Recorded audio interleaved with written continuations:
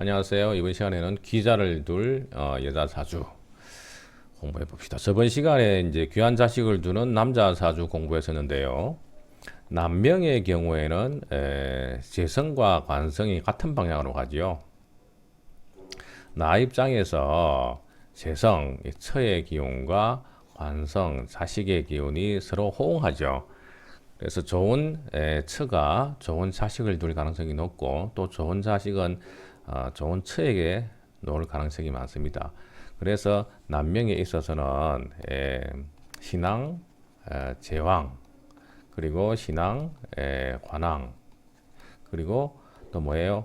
관성이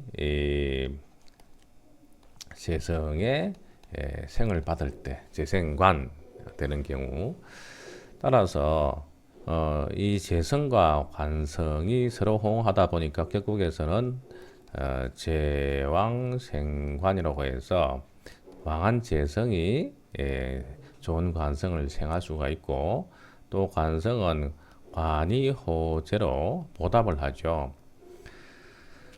관성이 회계나 이렇게 비겁, 나의 세력인 비겁이 재성, 철을 홀대하거나 또 극하지 못하게 관성이 비겁을 경계해서 재성을 지켜줍니다. 그래서 재는 관을 생하고 관은 재를 보호하죠. 이렇게. 따라서 재성은 처니까 뭐 재관 이덕, 그래서 처와 자식이 함께 좋은 경우죠. 그래서 재관 쌍미 이런 사주들이 가능합니다. 그런데 여명은 또 그렇지가 않아요. 여명은 나 입장에서 자식이 되는 식상이 관성 남편을 극하는 모양새죠. 일방적으로.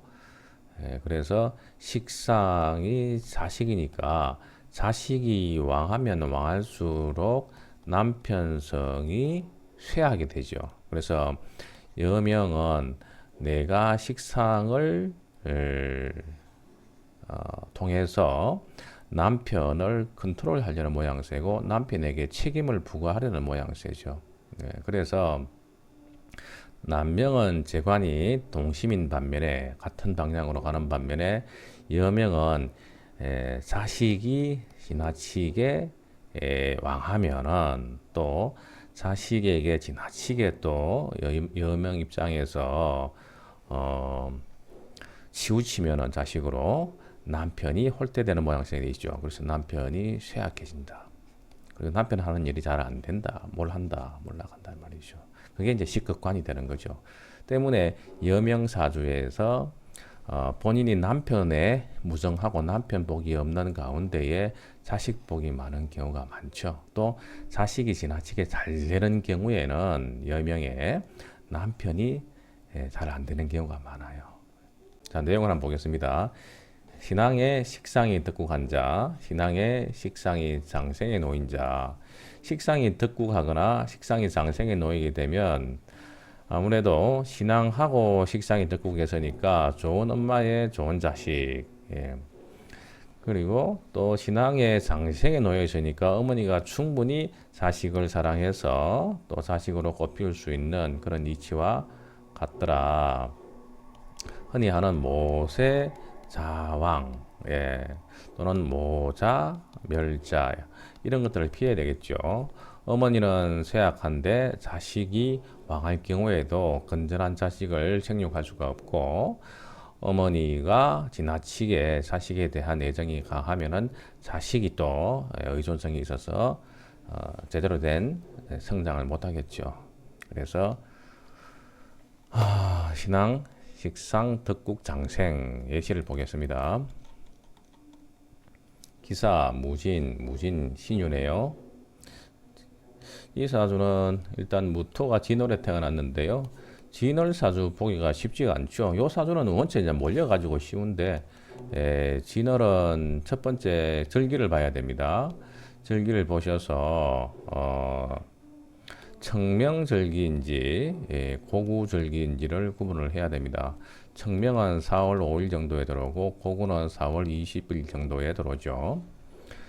진월이라고 하는 계절은 그 계절 자체가 토왕절이지만 청명절기에서 고구까지는 묘월에 편을 들고 4월 20일 이후에는 4월로 들어가는 준비를 하겠죠. 그래서 진월이 앞에 봄에 붙었느냐 또 뒤쪽에 입하 여름으로 지금 준비를 하는 계절이냐를 잘 살펴보셔야 되겠죠. 그래서 고구 이후로는 청명의 진월에 토의 기운이 확실히 강해지고 고구 이전에는 목의 기운이 상당히 남아있는 걸로 보시는 것이 타당합니다. 여기 같은 경우에는 진월에 또 봉기 무토가 떴고 또 사화가 있고 하기 때문에 물론 토가 아주 왕한 그런 경우죠. 그래서 토가 목이 없고 또 기운이 왕하다 보니까 왕자희설 왕한 기운으로 설계하는 걸 좋아한다. 그래서 신금을 용신으로 잡아야 되는데 이 신금이 지지에 튼튼하게 진유 이런 식으로 국을 가지고 있죠. 그래서 충분히 왕한 토의 기운을 설계할 수가 있고 상관이지만 식신보다도 더 좋게 쓰인다. 무토가 경금을 볼 수도 있고 신금을 볼 수도 있는데요.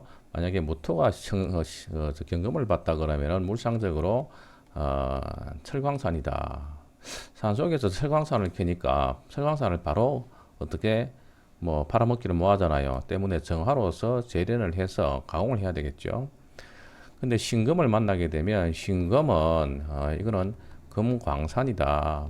그래서 신금은 재련을 마치니까 바로 써먹을 수가 있겠죠. 그래서 무토 입장에서는 경금을 만난 것보다 신금을 만나는 게 훨씬 더 가치가 있다. 그 신금도 자자의 녹지를 가지고 있고 또 국을 또 이루었기 때문에 이 사주는 비록 무토산에 목이 없어서 민둥산으로 보이지만 자세히 보니까 산 속에 뭐가 있다? 보석이 있더라. 그래서 옥광산이더라. 내가 비록 외롭고 쓸쓸하게 살아갈 여자인지언정 먹고 사는 거는 끝내주더라 이 말이죠. 화토가 많아서 지나간 중에 자식금이 득국을 해서 자식이 군의관으로 출세했다. 시상에 이제 상관을 두고 관성이 불균되어 있기 때문에 독수공방할 사. 자, 다음 사주는 개해 갑자병인입니다. 해월이네요. 해월의 간목이 병화를 받네요. 역시나 수가 굉장히 왕한 사주죠. 개수가 여름에 망종지절에 태어났다. 여름에 태어났으면 뭐 완전히 생명을 살리는 활명수입니다. 이거는 생명을 살리는 물이다. 가스활명수. 근데 이제 그 입동절 이후에 개수가 태어나면 이거는 살수예요. 생명을 죽이는 물이 되겠죠. 그렇기 때문에 이 겨울의 물은 반드시 병화를 보아서 제수 그 다음에 해동을 해야만이 쓸 수가 있을 겁니다. 다행히 간목이 임목에 뿌리에서 좋은 시간에 태어났네요. 그리고 장생으로 병화를 보았죠. 그래서 병화 식신이 상생지에 놓여 있어서 겨울에 간목이지만은 겨울에 꽃을 피웠고 동백꽃인가 그리고 수가 이렇게 많지만은 수를 제수했죠. 그래서 임목이 수탕기호다. 그래서 물이 많아도 임목 하나가 충분히 제수를 한다. 수가 아름답죠. 이런 경우에 자칫하면은 이제 간목이 이렇게 수를 보게 되면 수다 부목이 되어서 나무가 썩죠. 뿌리가 썩거나 또는 그야말로 떼목처럼 떠버리는 경우가 있는데 이 임목 하나가 아주 큰 역할을 하고 있다. 나의 자식은 어떤 자식이다? 겨울에 이 많은 얼어있는 동토를 녹이고 생명을 키우는 겨울나무를 키우는 그런 겨울의 태양 같은 자식이니까 아주 훌륭하죠. 바로 의대 교수가 되었다. 신해의 기해, 개축, 갑인.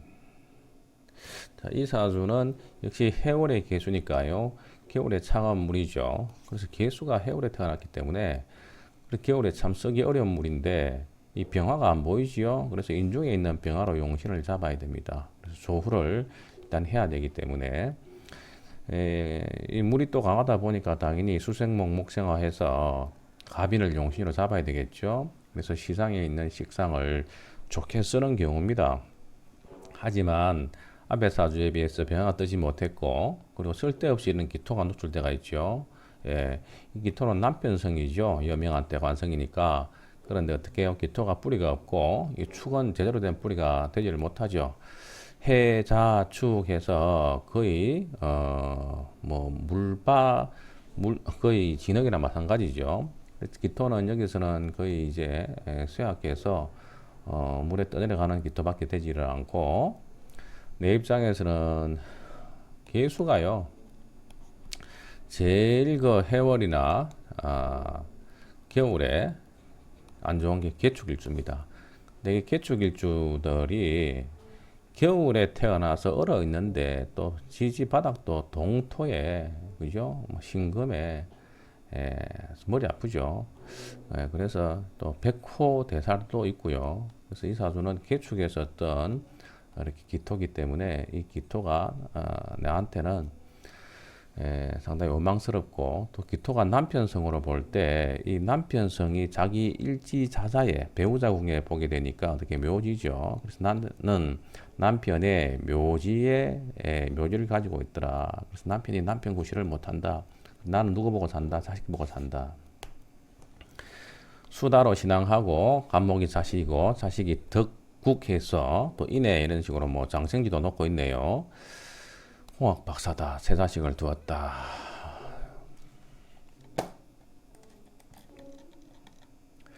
기미, 임신, 경호, 병술. 신월의 경금입니다. 수시에 태어났고 미토가 있어서 신강하죠. 자, 용신을 잡아보는데요. 용신이 금이 강한 데 비해서 여기서는 화도 강하죠. 병화가 오술에서 떴기 때문에 방국을 이루었죠. 그래서 신앙한데 굉장히 살도 왕합니다. 관살이 왕하죠. 이런 사주를 신앙사랑이라고 합니다. 그럼 어떻게 해야 되느냐? 아무래도 내가 경금으로서 신앙하더라도 병관 7살이 국을 이루었고 여기 또 미토도 있네요. 때문에 살도 만만치가 않죠. 그래서 살은 내가 직접적으로 힘이 있다고 해서 막 다룰 수 있는 것이 아니죠. 때문에 이 살을 컨트롤해야 됩니다. 뭐로? 임수로서 제어를 해야 되죠. 병화를. 그래서 병화는 식신이죠. 그래서 식신 제살로 살을 다스리는 것이 필요하다. 이런 사주를 신왕, 사랑, 식신, 제살이라고 이야기합니다. 신왕, 살왕, 식신, 제살. 따라서 용신은 뭐가 된다? 임수가 용신이 됩니다. 그만큼 살은 다루기가 어려운 거예요. 칠살은 주의 깊게 다루고 또 칠살은 재화삼법 제가 몇 번 이야기 드렸죠.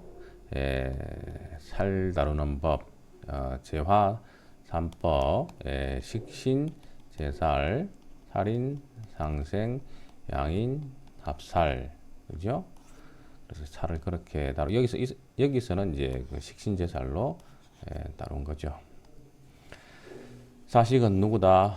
임수가 신금 생지에 앉아 있고 나한테는 또 아주 유력한 용신이 되겠죠. 그러면서 자식이 하는 일은 뭐다? 칠살과 이렇게 칠살을 다루는 그런 일이죠. 외교관이 되었다.